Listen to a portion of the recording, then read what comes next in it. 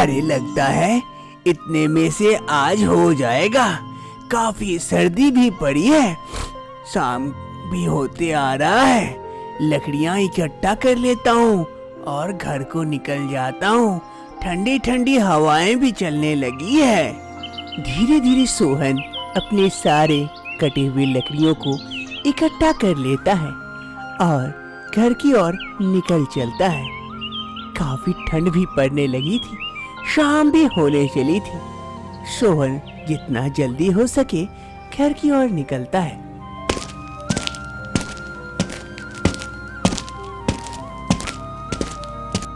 अरे माँ जी, आप घर में ही रहना, घर से बाहर मत आना। काफी ठंडी हवाएं चल रही है, आपकी तबीयत खराब हो जाएगी।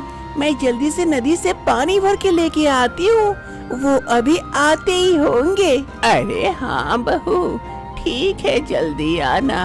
बाहर काफी ठंडी हवाएं चल रही है। जल्दी से पानी भर लेती हूँ, वो अभी आते ही होंगे। काफी हवाएं भी चल रही है, ठंडी भी पड़ी है।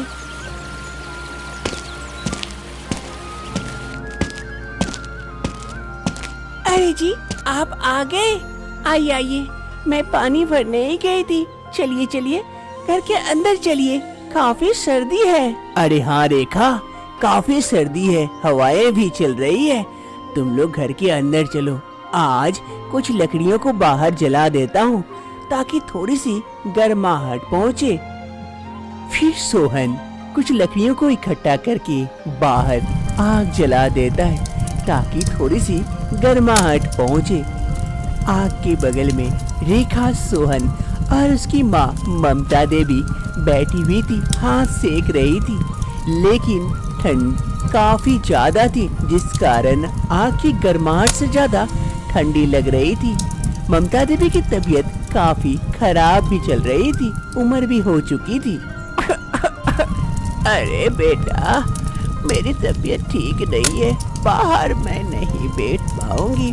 तुम लोग बैठो, मैं अंदर जाके आराम करती हूँ। ठीक है माँ, तुम अंदर जाके बैठो, हम लोग भी अंदर चले आते हैं। अरे रेखा, हमें वैद्यराज जी से माँ के लिए कुछ दवाइयाँ लेके आनी होगी।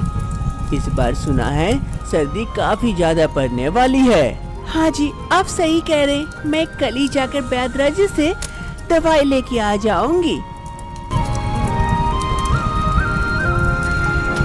सुबह का वक्त हो रहा था, सर्दी काफी थी, चारों तरफ कोहरा ही कोहरा छाया हुआ था। इधर रेखा चाय बनाकर अपनी सास ममता देवी को देने के लिए जा रही होती है। माँ जी को सुबह सुबह चाय पीना बहुत पसंद है, जाके देती हूँ। माँ जी तो अभी सो रहे हैं। माँ जी, आज आप उठे नहीं? हर रोज तो काफी जल्दी उठ जाते हैं। माँ जी, उठ जाइए, चाय लेके आई हूँ आपके लिए। माँ जी, उठिए माँ जी। माँ जी। रेखा अपनी सास को उठाने का कोशिश करती है, लेकिन उसकी सास कोई जवाब नहीं देती है। तभी रेखा समझ जाती है कि उसकी सास और शायद इस दुनिया में नहीं है। वो जोर से चीखती है, माँ जी, ये क्या हो गया माँ जी? अरे ये तो रेखा है, इतनी जोर से क्यों चीख रही है? क्या हो गया? जल्दी जाके देखता हूँ। रेखा, रेखा। घर के अंदर सोहन आकर देखता है जो उसकी माँ और शायद इस दुनिया में नहीं है। रेखा रो रही थी। रेखा को देखकर ही सोहन समझ जाता है। जी देखिए ना, माँ जी हमें छोड़कर चली गई। माँ जी, ये क्या हो गया माँ जी? आप हमें छोड़कर चले गए। फिर गांव के लोग सोहन के साथ जाकर उसकी माँ ममता देवी का अंतिम संस्कार कर देते हैं नदी किनारे।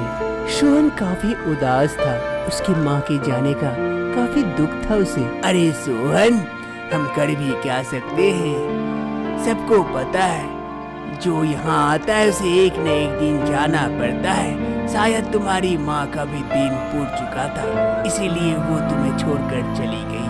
अब उदास मत हो, चलो घर चलते हैं, अपनी बीवी को संभालो जाके।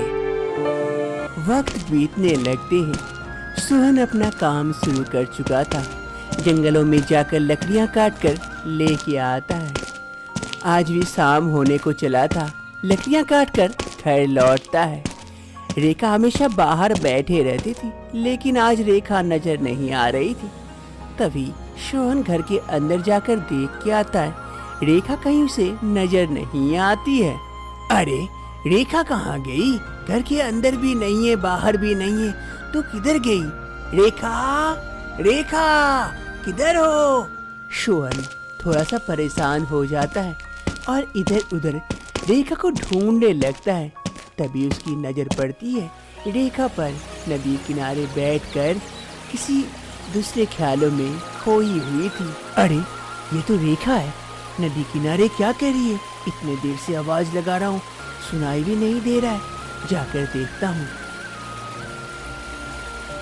अरे रेखा, रेखा क्या हो गया तुम्हें? कितनी देर से मैं आवाज लगा रहा हूँ, तुम्हें सुनाई नहीं दे रहा है? अरे जी आप आ गए। ओह मैं थोड़ा सा दूसरे ख्यालों में चली गई थी। चलिए चलिए मैं आती हूँ। बाहर इतनी सर्दी है और तुम नदी किनारे बैठी हो। चलो अंदर चलो, मेरे साथ चलो तुम। सोहन रेखा को अपने साथ घर के अंदर की ओर लेके जाता है।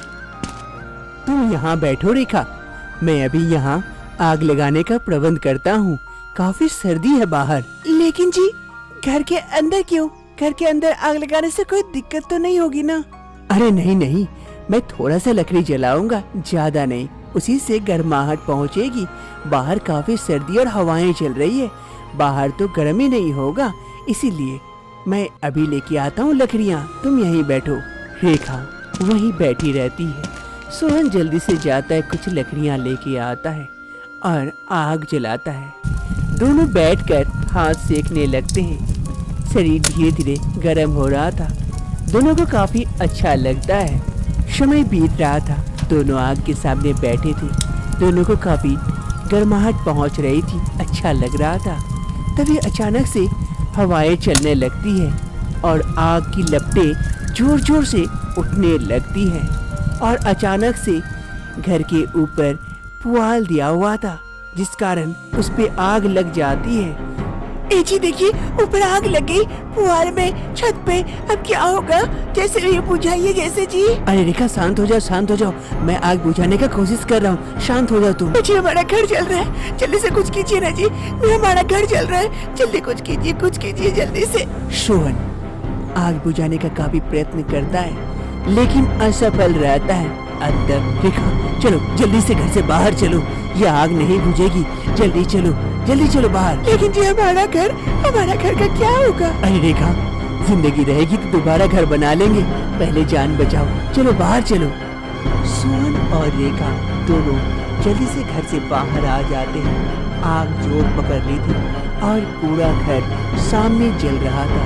ये देखकर रेखा रो रही थी फूट फूट कर। सोहन की आंखों से भी आंसू गिर रहे थे, क्योंकि उनका घर जो जल रहा था। दोनों कुछ नहीं कर पा रहे थे और सामने जलते हुए घर को देख रहे थे। देखते ही देखते कुछ ही समय में पूरा घर जल के राख हो जाता है। देखिए ना, हमारे घर का क्या हो गया? हमारा घर का अस्तित्व खत्म हो गया, सिर्फ राख बचा हुआ है। अब हम कहाँ रहेंगे इस सर्दी में, इस ठंड में? ऐसे ही हम मर जाएंगे। हाँ रेखा, अब मैं भी समझ नहीं पा रहा हूँ क्या करूँ। माँ के जाने के बाद हमारे ऊपर इतनी बड़ी विपदा आ जाएगी, समझ नहीं पा रहा हूँ। अब क्या करूँ, कहाँ रहूँ, रात कैसे बिताऊं? सोहन और रेखा का घर जलकर राख बन चुका था। रहने के लिए कोई जगह नहीं थी। ठंड का मौसम भी चल रहा था, हवाएं चल रही थी। ऐसे खुले आसमान में रहना मुश्किल ही नहीं, नामुमकिन सा है। दोनों काफी सोचते हैं। सोहन सर पे हाथ देकर बैठ जाता है अंत तक। तभी रेखा इधर उधर देखते देखते सामने पेड़ की ओर देखती है और फिर कुछ सोचकर सोहन से कहती है, ए जी सुनिए ना। हाँ रेखा, बोलो क्या हुआ? ए जी, मैं वो कह रही थी कि आप तो लकड़हारा हैं आप लकड़ियाँ काटते हैं, हर रोज पेड़ काटते हैं जिससे हमारा घर चलता है, तो क्या आप इस पेड़ में अपना घर नहीं बना सकते? हमारे लिए इस पेड़ को काट के घर जैसा आकार नहीं दे सकते? देखिए ना। ये क्या कह रही हो रेखा? इतने बड़े से विशाल पेड़ में अपना घर कैसे बनाए? और इस विशाल पेड़ को काट कर घर बनाने में काफी समय लग जाएगा। ऐसे तुरंत नहीं होगा रेखा। आप कोशिश कीजिए ना, कोशिश करने से सब कुछ हो सकता है और हमारे पास और दूसरा रास्ता भी नहीं है।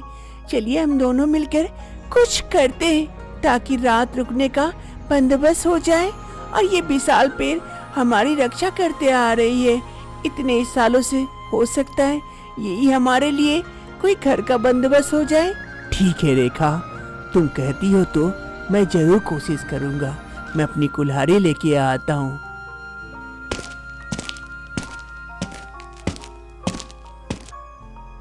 फिर सोहन और रेखा दोनों काफी मेहनत करने लगते हैं उस पेड़ पर अपना घर बनाने के लिए। सोहन पेड़ काटता है धीरे धीरे धीरे धीरे और रेखा उसे समझाती है कि कैसे काटना है। ऐसे करते करते पेड़ के निचले हिस्से पर एक गुफानुमा सा घर जैसा बना लेते हैं। कुछ समय बाद पेड़ के निचले हिस्से पर एक घर जैसा छोटा सा बन जाता है। ए जी देखिए, हमारा छोटा सा घर कैसा है। इससे हम रात में चलने वाली ठंडी हवाओं से भी बच जाएंगे और गर्माहट भी पहुंचेगी, कोई दिक्कत नहीं होगी और बारिश हवा सबसे बचे रहेंगे इस पेड़ में। और देखिए ये पेड़ भी ठीक है, इसे भी कोई दिक्कत नहीं हुई और हमारा छोटा सा घर भी बन गया। लेकिन रेखा, इसमें हम रहेंगे कैसे? आप चिंता मत करिए, बाकी इसे मैं घर जैसा बना दूंगी।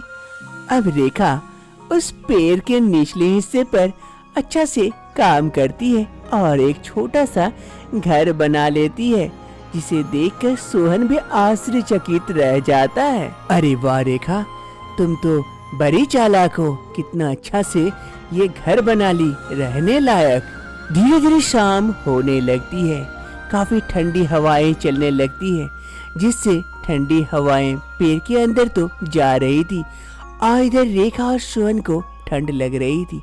तभी सोहन बाहर आकर आग जला देता है लकड़ियों का और अब आग की गर्माहट से पेड़ के अंदर भी गर्मी पहुंच रही थी, जिससे उन दोनों को अब कोई दिक्कत नहीं हो रही थी, ठंड भी नहीं लग रही थी और गर्माहट भी पहुंच रही थी। अब इस पेड़ नुमा घर के अंदर दोनों सुरक्षित थे। आगे का जीवन अब जब तक घर नहीं बना लेते तब तक सोहन और रेखा इसी पेड़ के अंदर अपना घर बनाकर ऐसे ही रहने लगते हैं, खुशी खुशी।